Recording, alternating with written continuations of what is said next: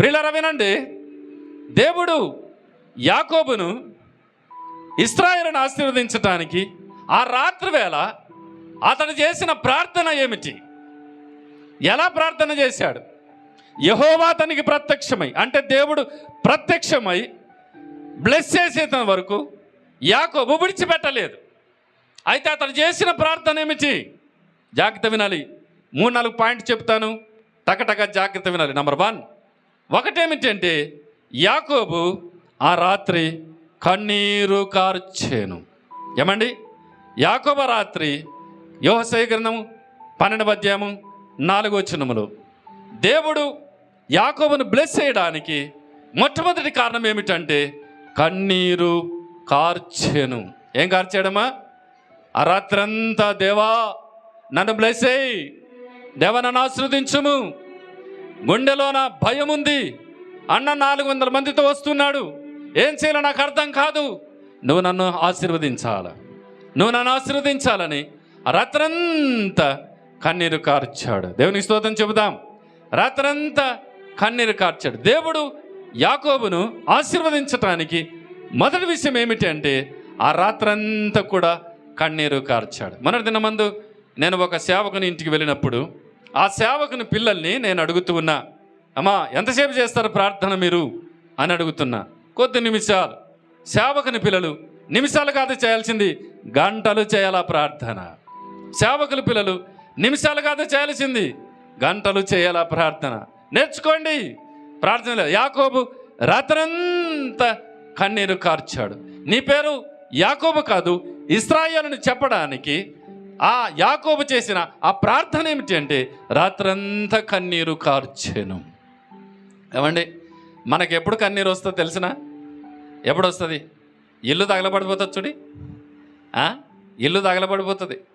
ఎక్కడో దబ్బున పడతాం చూడండి, బొక్కబార్ల పడి అన్ని నడుములా నీరిపోతుంది చూడండి. అప్పుడు దేవా నన్ను కనికరించి నాయన నడుములు పోయినాయి, నన్ను కనికరించి తండ్రి నా చేను పోయింది, నన్ను కనికరించి తండ్రి నా కొట్టం కాలిపోయిందని రొమ్ము కొట్టుకొని ఏడుస్తావు. మామూలుగా ఏడుస్తావా? అసలు ఏడ్చాం. అసలు ఏడిపి రాదు. ఏంటికి రాదు? కడుపు నిండా అన్నం ఉంది, కంటార నిద్ర ఉంది, ఈత చేపలు పోయినాయి, బెడ్ మంచాలు వచ్చినాయి. ఇంకేంటికి? శుభ్రంగా అవసరమైతే ఎండాకాలానికి మంచి కూలర్లు వచ్చా, అవసరమైతే ఏసీ బిగిచ్చిరి, ఎల్లలక పండుగ గురకబెట్టి నిద్రపోవడమే. ఇంకా ఏడ ప్రార్థన? ఏమండి, ఇంకా ఏడ ప్రార్థన? ఇంకా వస్తుందే ప్రార్థన? శుభ్రంగా తిని. ఈ మధ్య ఇంకా చాలా బాగుందండి, ఇంట్లో వంటలు చేయలేదు ఇప్పుడు. అర్థమైందండి? చాలామంది టౌన్లో ఇంట్లో వంటలు చేయట్లేదు. ఏం చేస్తున్నారు? బయట ఫుడ్ తెచ్చుకొని తిని ఎంత లావు ఊపి రాత్రికి రాత్రి హాస్పిటల్కి ఎత్తుతున్నారు. తిని బయట తిని. ఏమండి, ఇలాంటి తిండిపోతులకు, ఇలాంటి నిద్రపోతులకు ఇక ప్రార్థన ఎక్కడా? ఏమండి, ప్రార్థన ఎక్కడా? రండి వినండి ప్రియులారా, దేవుడు యాకోబును ఆశీర్వదించడానికి కారణం ఏంటి? మొదటి మెట్టు ఏమిటి అంటే రాత్రల్లా కన్నీరు కార్చాడు. వినండి, నేను చెబుతాను. ఒక వ్యక్తి దేవుని దగ్గర కన్నీరు కారిస్తే దేవుడు ఊరుకున్నాడు. చప్పట్లు కొట్టాలా? దేవుడు ఊరుకున్నాడండి. ఒక వ్యక్తి, అమ్మ వినాలి, ఒక వ్యక్తి దేవుని సన్నిధిలోన కన్నీరు కారిస్తే దేవుడు ఊకుండే దేవుడు కాదు. అందుకు ఉదాహరణగా నేను మీకు చెబుతాను. బైబిల్ గ్రంథంలోన హన్నా అని ఒక స్త్రీ ఉంది.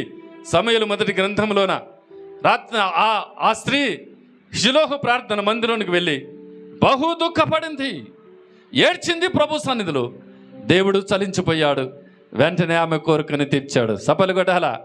వెంటనే ఆమె ఆమె దుఃఖాన్ని దేవుడు చూశాడు, ఆమె కన్నిటిని దేవుడు చూశాడు, ఆమె అక్కరను దేవుడు తీర్చాడండి. అలాగే యెషయా గ్రంథం 38వ అధ్యాయంలో ఒక హిజ్కియా అనేటువంటి ఒక రాజు ఉన్నాడు. మరణకరమైన రోగం వచ్చింది. అమ్మ వినాలి జాగ్రత్తగా. మరణకరమైన రోగం వచ్చింది. దేవుడే చెప్పాడు, చచ్చిపోతాను, ఇల్లు చక్కబెట్టుకొని. ప్రియులారా, వెంటనే కన్నీరు కార్చాడు. వినాలి మాట.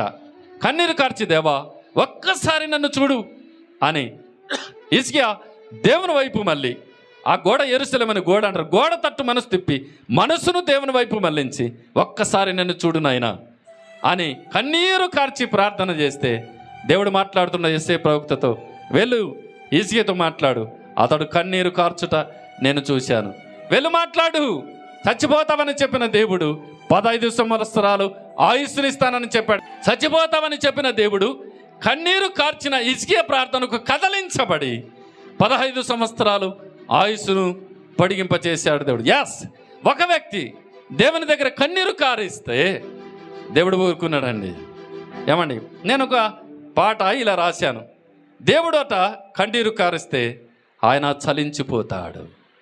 ఏమండి, మనము కన్నీరు కారిస్తే ఆయన చలించిపోతాడు.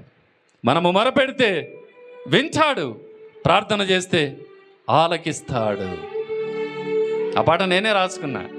ఎందుకంటే నా జీవితంలో ఎన్ని రాత్రులు కన్నీరు కార్చాను, నిద్రలేని రాత్రులు ఎన్ని రాత్రులు కన్నీరు కార్చాను.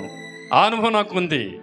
ప్రభు సన్నిధిలో గడిపిన ఆ కన్నీటి అనుభవం నాకుంది కాబట్టి ఇలా నేను ఆ పాట రాశాను. ఏడుస్తూ, దేవా తల ఎత్తి పైకి చూసే అర్హత కూడా నాకు లేదు, పాపినైనా నన్ను క్షమించుమ తండ్రి అని రొమ్ము కట్టుకొని ఏడుస్తూ ఉండగా ప్రభువారు చూస్తున్నాడు ఆ వ్యక్తిని. అతనికంటే వినాలి మాట, అతనికంటే ఇతడు నీతిమంతుడుగా తీర్చబడిన. చప్పట్లు కొట్టాలి ప్రియులారా, హల్లెలూయా. కనుక ప్రియులారా, దేవాది దేవుని సన్నిధిలోన ఒక వ్యక్తి కన్నీరు కార్చి దేవుని సన్నిధిలో ప్రార్థన చేయగలిగితే దేవుడు తప్పకుండా నీ కన్నీటిని చూసి నీ ప్రార్థన విని నీ ప్రార్థనకు జవాబునిస్తాడు. హల్లెలూయా చెబుదామా? తప్పక జవాబునిస్తాడు. బైబిల్ గ్రంథంలో ఎంతోమందిని నేను మీకు జ్ఞాపకం చేయగలను ప్రియులారా. యాకోబును దేవుడు నీ పేరు యాకోబు కాదు ఇశ్రాయేలు అని ఆశీర్వదించటానికి అతడు చేసిన ప్రార్థన ఏమిటో తెలిసిన కన్నీరు ప్రార్థన. సోదరులారా వినండి, యాకోబు ప్రార్థన అలా కాదు, దేవా నన్ను ఆశీర్వదించాలి కన్నీటితో ప్రార్థన చేస్తే బైబిల్ చెబుతుంది యెహోవా అతనికి ప్రత్యక్షమై. ఎంత బాగుంటుందన్నమాట. అతడి కన్నీటికి దేవుడు కదలించబడి అతడు చేసే ప్రార్థనకు జవాబు ఇవ్వడానికి యెహోవా అతనికి ప్రత్యక్షమై నీ పేరు యాకోబు కాదు ఇశ్రాయేలు. కన్నిటికి జవాబు. ఏమండి, కన్నిటికి జవాబు. కనుక ఇక్కడ ఉన్నవారు ఎవరైనా సరే నీ ప్రార్థనకు జవాబు రావట్లేదా? ఈ రాత్రి వేళ ఆయన సన్నిధిలో కన్నీరు కార్చు. ఖచ్చితంగా దేవుడు నీ ప్రార్థనకు జవాబునిస్తాడు. చప్పట్లు కొడతాం అందరికి కూడా. కన్నీరు కార్చటం కూడా ఆశామాసిగా కార్చొద్దు. ప్రాణాత్మదేహాలు ఆయన పాద సన్నిధికి సమర్పణ చెయ్యి. మనసారా ప్రభు వైపు చూస్తూ కన్నీరు కార్చు. తప్పక దేవుడు యాకోబుకి జవాబు ఇచ్చిన దేవుడు నీకు కూడా జవాబును తప్పకుండా ఇస్తాడు.